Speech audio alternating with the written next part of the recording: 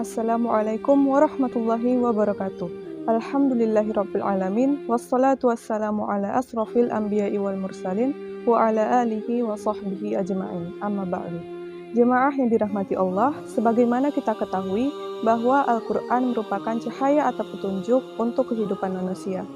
Sebagaimana Allah berfirman dalam surah An-Nisa ayat 174, yaitu, "Hai manusia, sesungguhnya telah datang kepadamu bukti kebenaran dari Rabb-mu, dan telah kami turunkan kepadamu cahaya yang terang benderang."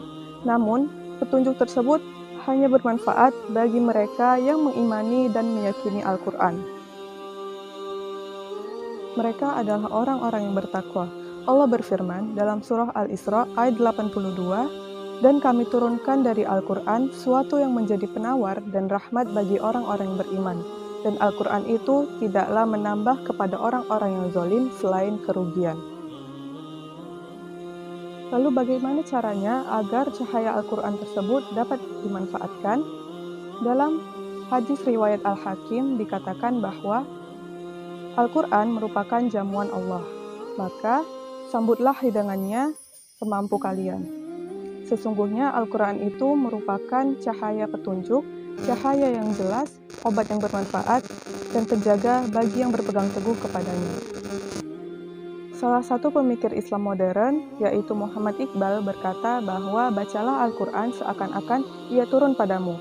Sedangkan Imam Al-Maududi, yaitu pejuang dari Pakistan, memberikan kita resep untuk mendapatkan cahaya Al-Quran dengan kata-katanya, yaitu untuk mengantarkanmu mengetahui rahasia ayat-ayat Al-Quran, tidaklah cukup kau membacanya 4 kali. Dengan demikian, cara untuk mendapatkan cahaya Al-Quran tersebut adalah dengan cara membacanya, mentadaburinya, dan mengamalkannya. Jemaah yang berbahagia, interaksi pertama kita dengan Al-Quran adalah dengan membacanya. Dengan membacanya berarti kita sedang berdialog dengan Allah.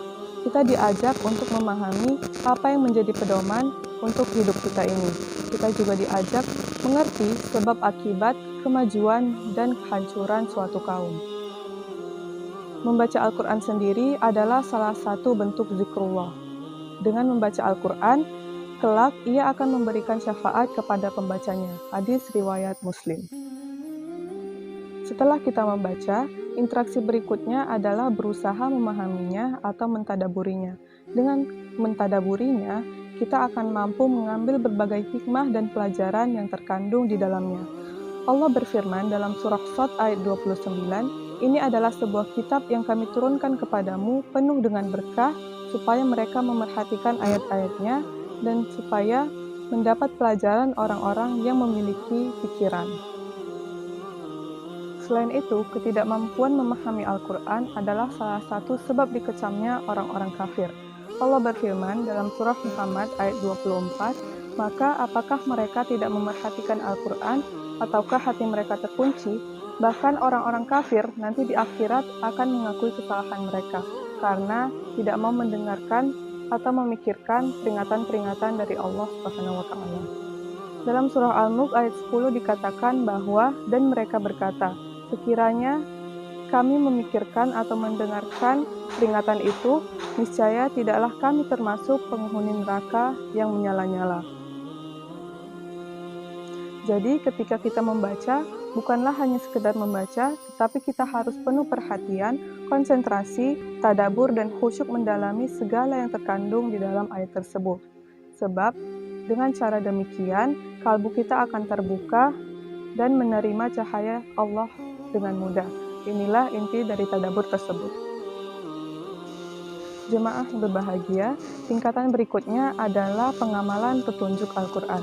Pengamalan ini menjadi puncak penentu perubahan seseorang dan umat. Sebaik apapun bacaan yang kita baca, tanpa pengamalan tentu semuanya akan menjadi sia-sia. Benar apa yang dikatakan oleh Rasulullah SAW, dengan kitab Al-Quran, seseorang bisa dimuliakan atau dihinakan. Hadis riwayat Muslim. Semoga kita termasuk orang yang dimuliakan lantaran Al-Quran, karena kita bisa mengamalkannya. Amin, amin ya rabbal alamin. Wassalamualaikum warahmatullahi wabarakatuh.